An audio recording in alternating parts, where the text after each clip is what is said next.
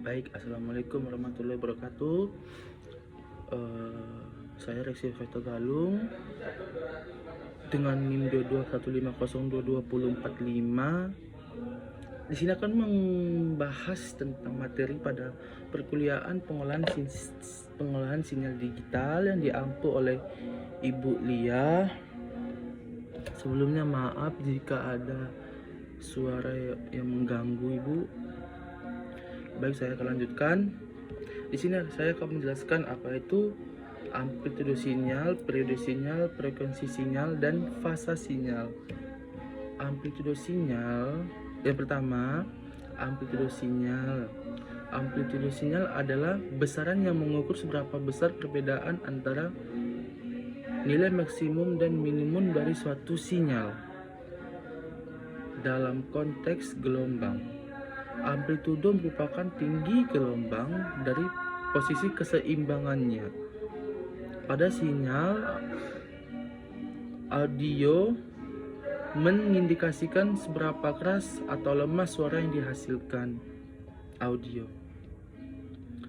Kemudian lanjut ke periode sinyal. Periode sinyal adalah waktu yang diperlukan oleh suatu sinyal periodik untuk menyelesaikan satu siklus lengkap, yaitu dari titik tertentu pada kurva sinyal hingga kembali ke titik tersebut.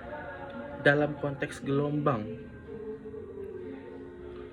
periode merupakan waktu yang dibutuhkan gelombang untuk bergerak dari satu titik puncak ke puncak berikutnya. Kemudian kita lanjut ke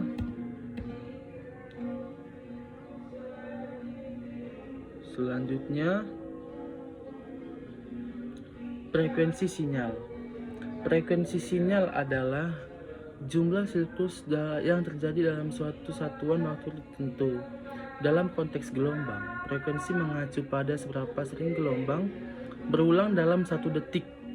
Satuan frekuensi adalah Hertz atau Hz yang menunjukkan jumlah siklus per detik.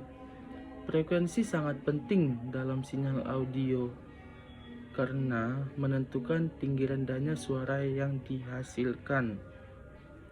Jika suara dengan frekuensi tinggi akan terdengar lebih tinggi atau cerah, sementara suara dengan frekuensi rendah akan terdengar lebih rendah atau berat.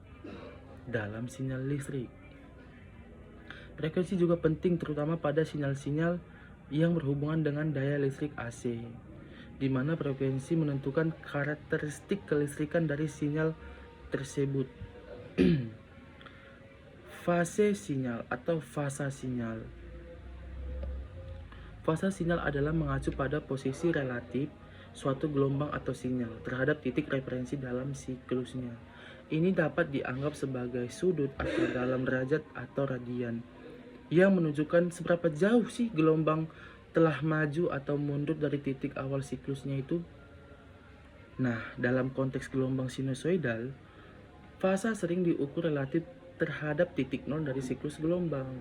Ketika fasa adalah 0, gelombang berada pada puncaknya atau amplitudo maksimum atau menyampai puncak tertingginya. Ketika fasa adalah minimum, ketika fasa adalah setengah periode atau 180 derajat, gelombang berada di lembahnya atau amplitudo minimum. Nah, perubahan fasa bisa digunakan untuk menggambarkan hubungan waktu antara dua sinyal sinusoidal atau bagian dari sinyal tersebut. Misalnya bila dua gelombang dengan fasa. Baik Ibu, sekian penjelasan dari saya terkait materi pada perkuliahan pengolahan sinyal digital yang diampu dengan Ibu Lia. Kurang dan lebihnya saya minta maaf. Terima kasih.